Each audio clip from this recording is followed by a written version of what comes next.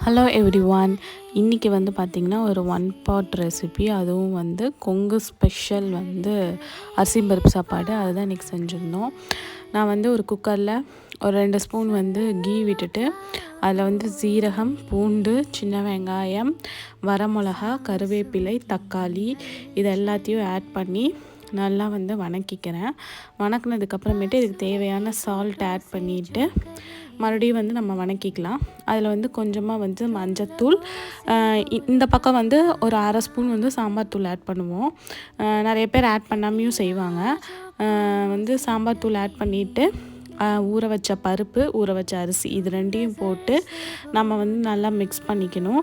Mix பண்ணதுக்கப்புறமேட்டு இதுக்கு தேவையான அளவு தண்ணி ஊற்றி குக்கரில் வந்து விசில் விட்டு எடுத்து அரிசி பருப்பு சாப்பாடு ரெடி ஆயிரும்.